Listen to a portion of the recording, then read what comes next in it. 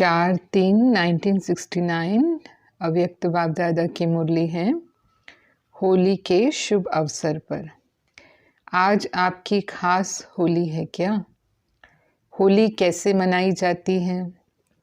होली मनाने आती है? संगम की होली कौन सी है? वर्तमान पाठ अनुसार होली कैसे मनाएंगे? वर्तमान समय कौन सी होली मनाने की आवश्यकता है? होली में कई बातें करनी होती हैं। रंगा भी जाता है, जलाया भी जाता है, साथ साथ श्रृंगारा भी जाता है और कुछ मिटाना भी होता है। जो भी बातें होली में करनी है वह सभी इस समय चल रही हैं। जलाना क्या है, मिटाना क्या है, रंगना क्या है और श्रृंगारना क्या है, यह सभी कर लेना, इसको कहा जाता है मनाना। अगर इन चारों बातों में से कुछ कमी है तो मनाना नहीं कहेंगे। होली के दिनों में बहुत सुंदर सजते हैं। कैसे सजते हैं? देवताओं के समान आप सभी सजे हुए हैं। सजावट में कोई कमी तो नहीं है। सजावट में मुख्य होली का श्रृंगार कौन सा होता है? सांग जो बनाते हैं उन्हों को पहले पहले मस्तक में बल्ब लगाते हैं। यह भी इस समय की कॉपी की हुई है। आपका भी संगम का मुख्य श्रृंगार है मस्तक पर आत्मा का दीपक जलाना। इसकी निशानी बल्ब जलाते हैं। लेकिन ये सभी बातें होने के लिए होली का अर्थ याद रखना है। होली जो कुछ हुआ वह हो गया, हो लिया। जो सीन हुई होली अर्थात बीत चुकी।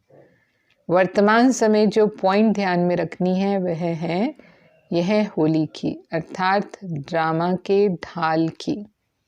जब ऐसे मजबूत होंगे तब वह रंग भी पक्का लग सकेगा। अगर होली का अर्थ जीवन में नहीं लाएंगे तो रंग कच्चा हो जाता है।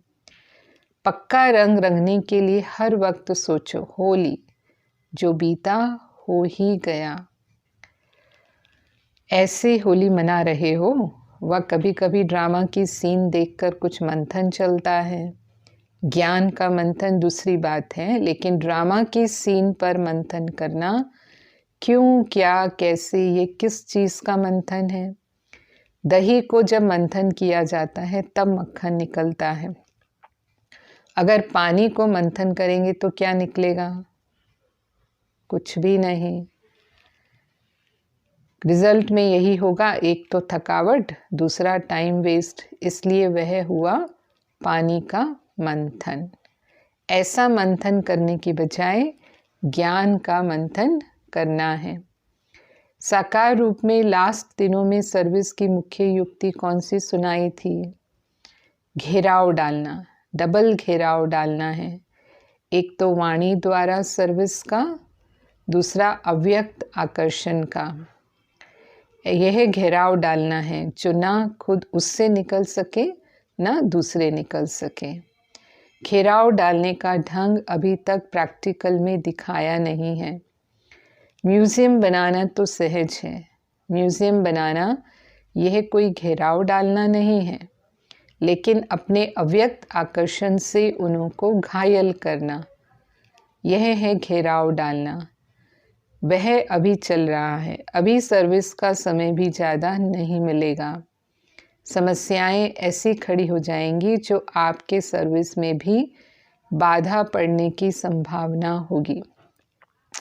इसलिए जो समय मिल रहा है उसमें जिसको जितनी सर्विस करनी है वह अधिक से अधिक कर ले, नहीं तो सर्विस का समय भी होली हो जाएगा, यानी बीत जाएगा। इसलिए अब अपने को आपे ही ज़्यादा से ज़्यादा सर्विस के बंधन में बांधना चाहिए। इस एक बंधन से ही अनेक बंधन मिट जाते हैं। अपने को खुद ईश्वरीय सेवा में लगाना चाहिए, औरों के कहने से नहीं। औरों के कहने से क्या होगा? आधा फल मिलेगा, क्योंकि जिसने कहा अथवा प्रेरणा दी उसकी भाईचारी हो जाती है। तो दुकान में अगर 2 भाईवार हों तो बंटवारा हो जाता है ना, एक है तो वह मालिक हो जाता है। इसलिए अगर किसके कहने से करते हैं तो उस कार्य में भाईवारी हो जाती है, और स्वयं ही मालिक बनकर करते हैं तो सारी मिल्कियत के अधिकारी हो जाते हैं। इसलिए हर एक को मालिक बनकर करना है, लेकिन मालिक बने के साथ साथ बालकपन भी पूरा होना चाहिए। कहाँ कहाँ मालिक बनकर खड़े हो जाते हैं, कहाँ फिर बालक होकर छोड़ देते हैं। तो न छोड़ना है न पकड़ना है। पकड़ना अर्थात जिद से नहीं पकड़ना है। कोई चीज़ को अगर बहुत ज़ोर से पकड़ा जाता है तो उस चीज़ का रूप बदल जाता है ना। फूल को ज़ोर से पकड़ो तो क्या हाल होगा। पकड़ना तो है, लेकिन कहाँ तक और कैसे पकड़ना है यह भी समझना है। या तो पकड़ते अटक जाते हैं व छोड़ते हैं तो छूट जाते हैं, दोनों ही समान रहें। ये पुरुषार्थ करना है। जो मालिक और बालक दोनों रीति से चलने वाला होगा, उसकी मुख्य फर्क क्या होगी। एक तो निर्माणता होगी, उसके साथ निरअहंकारी निर्माण और साथ साथ प्रेम स्वरूप। एक तो निर्माणता होगी, उसके साथ साथ निरअहंकारी निर्माण और साथ साथ प्रेम स्वरूप। ये चारों ही बातें उनके चलन से देखने में आएंगी। अगर चारों में से कोई भी कम है तो कुछ स्टेज की कमी है। अच्छा, वतन में आज होली कैसे खेली मालूम है? आप भी होली मना रहे हो ना। वहाँ संदेशी आई तो एक खेल किया। कौन सा खेल किया होगा? बुद्धि का विमान तो है ना। बुद्धि का विमान तो दिव्य दृष्टि से भी अच्छा है। यहाँ तो वह हो नहीं सकता, वह चीज़ ही नहीं। आज सुहेजों का दिन था ना, तो जब संदेशियाँ वतन में आई तो साकार को छिपा दिया। एक बहुत सुंदर फूलों की पहाड़ी बनाई थी, उसके अंदर साकार को छिपाया हुआ था। दूर से देखने में तो पहाड़ी ही नज़र आती थी। तो जब संदेशी आई तो साकार को देखा नहीं।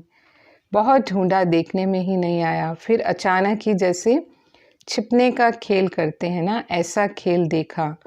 फूलों के बीच साकार बैठा हुआ नज़र आया। वह सीन बड़ी अच्छी थी। अच्छा, फिर बाप दादा हर एक को अमृत पिलाकर भोग दे रहे थे और एक एक से मुलाकात भी कर रहे थे। खास म्यूज़ियम वालों को डायरेक्शन दे रहे थे कि अव्यक्ति आकर्षण से ऐसा म्यूज़ियम बनाओ जो कोई भी अंदर आवे, देखे तो एकदम आकर्षित हो जाए। अच्छा, ओम शांति।